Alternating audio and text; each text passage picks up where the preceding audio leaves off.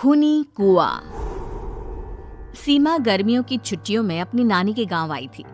सीमा नानी के घर पहुंचने के बाद अपनी नानी के पैर छूती है और उनसे आशीर्वाद लेती है। तभी उसकी नानी उससे कहती है, इतनी बड़ी हो गई मेरी सीमा, चल जल्दी से हाथ मुंह धो ले, मैं तेरे लिए खाना लगा देती हूँ।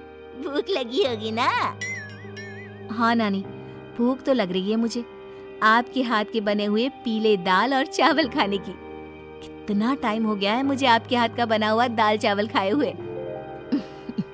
तू तो नौकरी में व्यस्त थी, तो तुझे कहाँ से टाइम मिलेगा अपनी नानी के लिए? और जब इतने टाइम बाद आई है तो ज्यादा टाइम के लिए रुक कर जाएगी तू।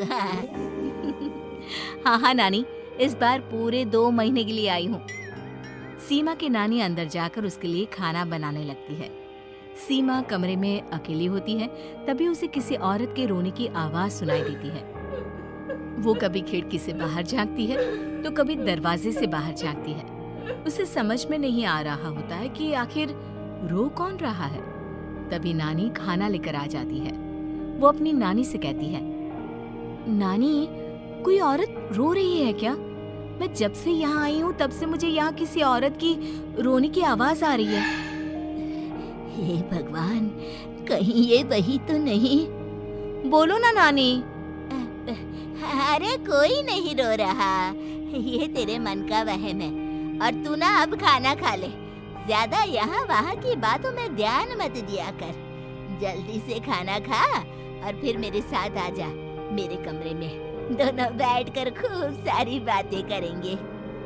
ऐसे ही अगले दिन सीमा अपनी नानी के साथ गांव के बाजार जा रही होती है। उसी रास्ते में फिर से किसी औरत के रोने की आवाज आती है। वो अपनी नानी से कहती है, अरे नानी, क्या सच में तुम्हें अभी भी किसी औरत के रोने की आवाज नहीं सुनाई दे रही? मुझे किसी औरत की बहुत बुरी तरीके से रोने और चीखने की आवाजें आ रही हैं। मैं बहुत परेशान हूँ नानी, आखिर ये कौन है?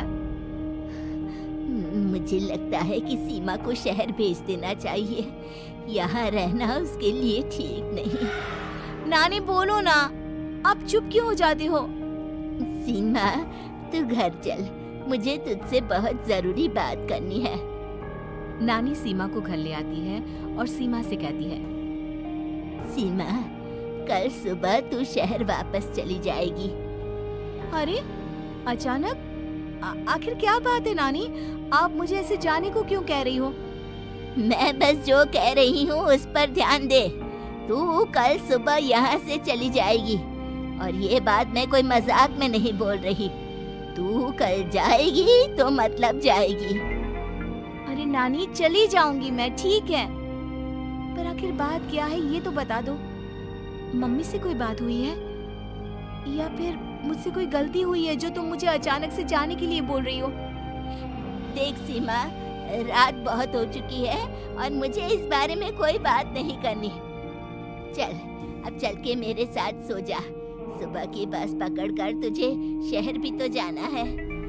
सीमा को अपनी नानी का ऐसा व्यवहार देखकर बहुत ही अजीब लगता है। उसे कुछ समझ में नहीं आ रहा होता है कि आखिर उसकी नानी उसे अचानक से गांव छोड़कर जाने के लिए क्यों कह रही है।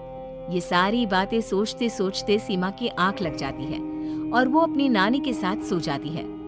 ऐसे ही आधी रात को सीमा को फिर से किसी औरत की रोने की आवाज सुनाई देती है। वो उस औरत की आवाज सुनकर बार बार करवटें बदल रही होती है और तभी उसे सपने में भी एक अजीब सी औरत की परछाई दिखाई देती है, जो इतना चीख चीख कर रो रही होती है कि सीमा डरकर उठ जाती है।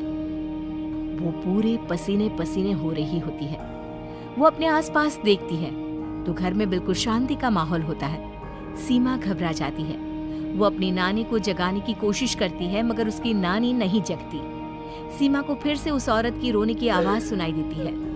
आखिरकार सीमा अपने आप को रोक नहीं पाती और वो घर का दरवाजा खोलकर बाहर निकलती है। आखिर ये माजरा क्या है? आज तो मैं पता करके रहूंगी। अब आवाज का पीछा करते हुए सीमा आधी रात को गांव के चौपाल के पास बने कुएं के पास पहुंच जाती है, जहां कुएं की चारों ओर बेड़ियां लगी होती हैं। उन बेड़ियों में लगे हुए ताले के साथ एक लाल रंग का कपड़ा और माता रानी का कलावा बंधा होता है। उस कुएं में से सीमा को किसी के रोने की आवाज आती है।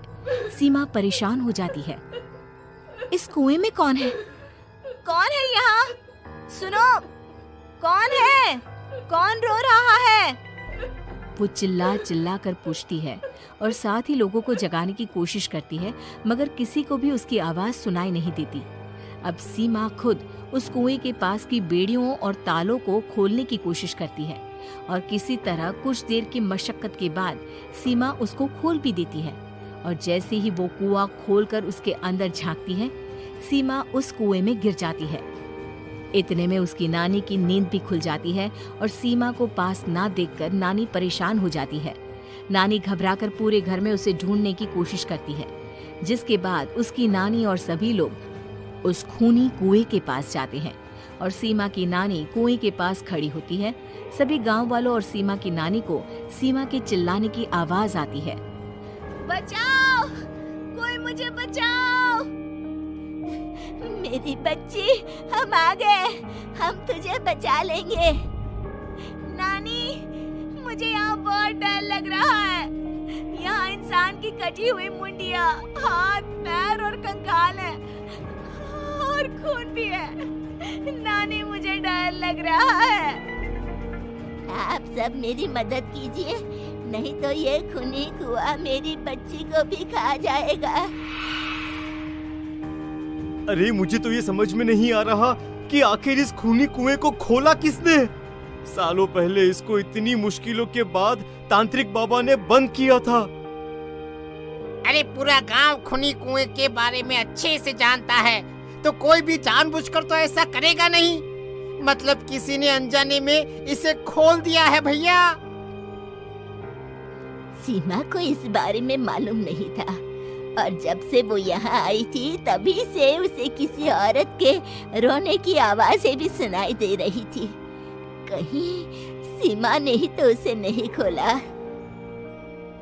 अगर ऐसा है तो फिर सीमा का बचना बहुत मुश्किल है। वहीं कुएं के अंदर सीमा रोते हुए बैठी होती है कि उसे आवाज सुनाई देती है जो कुएं के बाहर खड़े गांव वालों में से किसी को सुनाई नहीं देता। आज सालों के बाद मुझे ताजा खून मिलेगा। तेरा खून पीकर आज मैं अपनी प्यास बुझाऊंगा।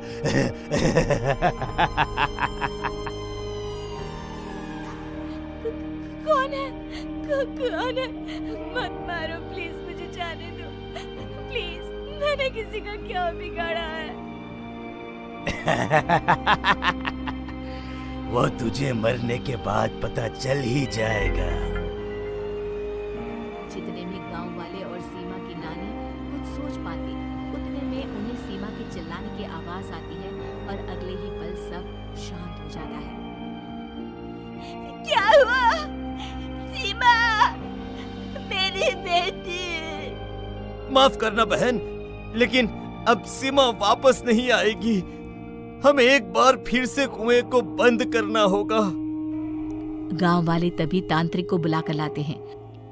एक बार फिर अपनी शक्ति से तांत्रिक बाबा उस कुएं को हमेशा हमेशा के लिए बंद कर देते हैं और वहां एक बोर्ड लगा दिया जाता है कि यहाँ आना मना है।